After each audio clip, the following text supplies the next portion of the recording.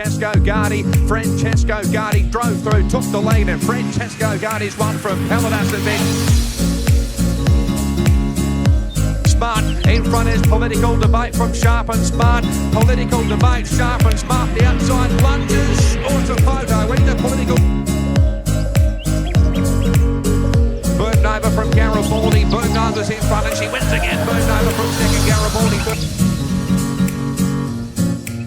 Right in the inside, Gypsy Goddess just took the lead from Barb Raider. Gypsy Goddess in front, and Gypsy Goddess has won the oath from Barb Raider. Third mobility. Ladies ingratiating R&T and Thelrick are the two. They hit the line of bobbing photo, but the Thelrick's won R&T. Welcome back to my channel for Group 1 racing returns here. At Eagle Farm for the Group 1 Stradbroke and JJ Atkins, where I'm very keen on some horses here, and I'm very keen on Alligator Blood in the Stradbroke. I think he just wins. I'm not deterred by the wide gate, but let's get into the preview and find out why I'm keen on him and so many others. Race 1 at Eagle Farm is the listed Oxlade Stakes for the 2-year-olds over the 1,300 metres. And I'm with one at a bit of value here in Floral Oasis. Will Clark and trains Jamie Carter ride with 55 kilos. Has had 5 starts for 4 seconds. Sorry, 2-year-old filly. I think is over the odds because I think she can win here. 1 start on good ground for a second. 2 starts on soft ground for 1 second, and 2 starts on heavy for 2 seconds. So, handles all conditions, and I think can win here. Metallicity for second. Sorry, Metallicity for second. Peter and Paul Snowden bring it down from Ramwick and Tommy Berry to ride.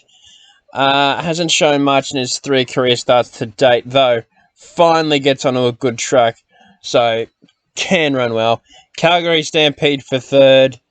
Another Peter and Paul Snowden runner here, but needs to show something. And Robusto for 4th, but I'm keen on Floral Oasis in the listed Oxlade Stakes, and she is over the odds, $4 each way for mine. Race number 2 at Eagle Farm is the listed Wayne Wilson Plate, what a caller he was, over the 1,600 metres, and I'm with Big Boy Roy. Chris Waller. James McDonald for Chris Waller. 4 starts at Eagle Farm for a win, second and a third. 12 starts at the distance for 3 wins, 3 seconds and 4 thirds. Loves a dry deck and is a last start winner here at Eagle Farm, winning the Group 3 Lord Mayor's Cup. And I think it's going to be too good here. Comes back to 1,600 metres from racing at 1,800 metres, but I think that's only going to suit this horse even more. Kerwin's Lane for second can give the race a shake if it's found its best form, though. Yeah, if it's found its best form. Bullfinch for third is the other Chris Waller runner in the race. He's got a few in it. 2 from 2 at the distance, 2 from 3 with a third at Eagle Farm, and 2 wins from 5 starts on good ground with a third, and he'll run very well, Bullfinch. And Adelaide's is over the odds at $26, but I'm with Big Boy Roy in the second, $20 the win. Race 3 at Eagle Farm is the Group 2 Brisbane Cup over 3,200 metres, and I'm with Sweet Thomas. Rachel King riding here for Maddie Smith, and I'm very keen on this horse. Put in an excellent run at the 2,400 metres last start behind Splendiferous, at Group 3 level, and it was a photo finish and only went down by the barest of margins.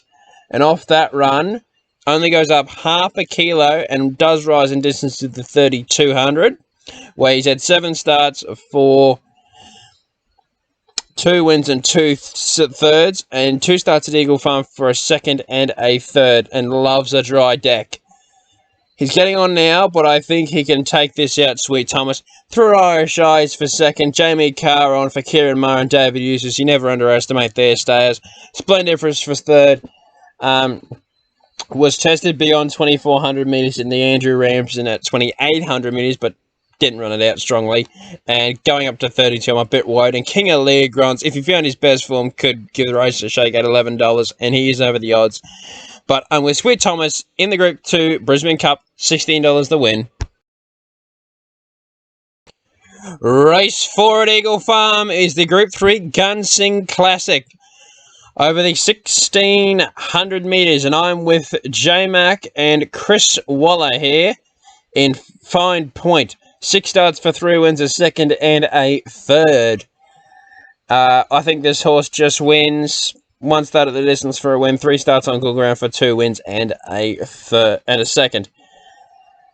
Has done most of his racing this campaign on soft tracks, which I'm not convinced is his ideal going off ground. Gets back on a good track. It comes to Eagle Farm, and he's, I think, the winner here. Kiss Some for second is going to run a really, really good race here. Loves good ground and hasn't 1 start at Eagle Farm for a second, though needs another win after placing its second in its last 3 starts. Battleton and Flying Crazy are both going to run well, though I'm not convinced how Battleton is going from his Coolmore run. And Flying Crazy, yeah, maybe. But I'm with Fine Point in the Group 3 Gunsynd Classic, $25 the win. Race 5 at Eagle Farm is the listed Hinkler Handicap over 1,200 metres, and I'm with Mass Destruction for Jamie Carr. Tony Gollan trains this horse. Has had 8 starts at Eagle Farm for only the 1 win, but has had 3 seconds and 3 thirds to go along with it. 11 starts at the distance for 2 wins, 3 seconds and 4 thirds. 11 starts on good ground for 3 wins, 4 seconds and 3 thirds. And third up, this is key, 4 starts for a win, 2 thirds. I think at $10, he can run a very good race. Ranch Hand for second. Obviously, he's the class runner in the field and gets James McDonald on, but I think it's too short at 380. Tycoonist is a very good horse, and you can count on him getting a place. And Southern Lad is over the odds at $17. But I'm with Mass Destruction in the listed Hinkler Handicap. Race 6 at Eagle Farm is the Group 2 Q22. Zaki won this race last year off a very impressive run in the Doomben Cup. Hueta won the Doomben Cup this year, and I think that trend can continue here, and Hueta will win the Q22 because won the Doomben Cup, beating Zaki in very impressive fashion. Karen McAvoy gave it a lovely ride. He rides it again here. And I think is the winner.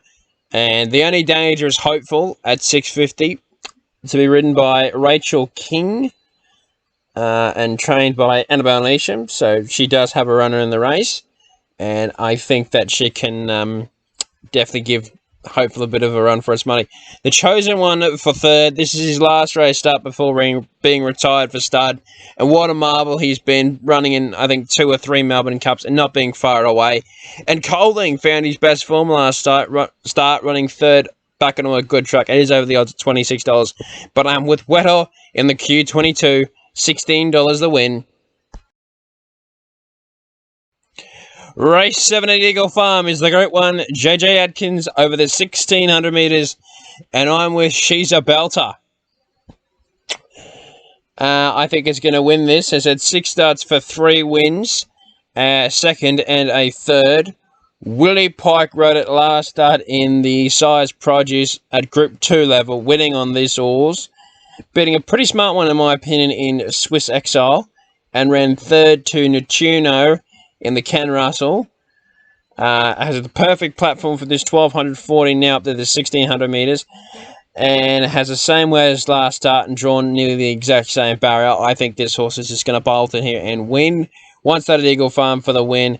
And 4 starts on good ground for 3 wins and a second. Only missing a place once in its career, being in the Percy Sykes Stakes against Paris Dior. But I think can take this out. Political Debate for second. It was a very good winner last start. And does get James McDonald on to ride it. Twin Stars was unlucky in the was unlucky in the 2-year-old race that she competed in a couple of weeks back. And Brosnan is over the odds at $14. But I'm with She's About to the main, but $55 a win and a saver on political debate because you can't put a ceiling on how much this horse can improve between runs on the week back up. $10 the win. Race out at Eagle Farm is the Group 1 Stradbroke Handicap over the 1400 metres. And I'm with Alligator Blood. Was a very good resumption run from this horse first up. And I think he's going to be much improved second up. 5 starts for 3 wins and a second. 4 starts at Eagle Farm for 2 wins and a second. 16 starts on good ground for 8 wins, 3 seconds and a third. And at the distance, he's had 6 starts for 4 wins. No query about the wide gate. I think he's good enough to overcome that and gets Timmy Clark aboard. And has 55 kilo, dropping last start from 59 kilos. Apache Chase for second. I think it was a Group 1 winner last start of the Kingsman Smith Cup at weight for age level, and drops to 55 kilos from 55 and a half, and retains the rider of Jimmy Byrne after last start carrying 59 kilos. Look, he's an excellent Eagle Farm horse. He loves this distance and he loves good ground. If there's any chinks in Alligator Blood's armour, being the wide gate or something like that, Apache Chase can be deemed the winner, because you know what he's going to do? He's going to go forward and give himself every chance. Valana is the unknown in the race, has been running really, really well. 6 starts for 4 wins in a second, 3 starts at the distance for 2 wins, 1 start on good ground for a win, and 1 start at Eagle Farm for a win, and is going to run really well, and is over the odds at $16. And Ayrton, probably the best lay of the weekend for mine. I cannot see him winning here. He's just under the odds completely at $5, so no thanks. But I'm with Alligator Blood, $60 the win in the Group 1 Stradbroke Handicap. Race 9 at Eagle Farm is the Dane Ripper Stakes at Group 2 level over the 1300 metres, and I'm with Naj Marty. Best horse in the race. Is going to be the best horse to win it, and I think she can. Both starts since coming back onto a dry deck have been very, very good. At Caulfield, she came swooping from the back to win, and last start at Eagle Farm had to go diving through the pack to get out late and win, and retains the rider in Tommy Berry. And I think that this horse is going to be way too good here and just win. It's got 55 kilos on her back from last start, carrying 55, so it carries the same weight as it did last start. And was a listed winner of the Helen Cullen last start, and goes up to Group 2 level, and I think she can bolt in here. 8 starts for 4 wins on good ground, 1 start at Eagle Farm to win. Bolts in. Palazepin, Tycoon Evie, and Celatine all over the odds, particularly Palazepin. And I think he can definitely score a win. Oh, definitely can score a placing here. But I'm with Naj Marty, $75 the win in the last on Group 1 Stradbroke Handicap Day. Thank you for watching my Eagle Farm preview for Group 1 Stradbroke and JJ Atkins Day. Hope you've enjoyed it, and I hope you back a winner. And please let me know who you like in the Group 1s down in the comments below. Thank you, and I hope you've enjoyed it.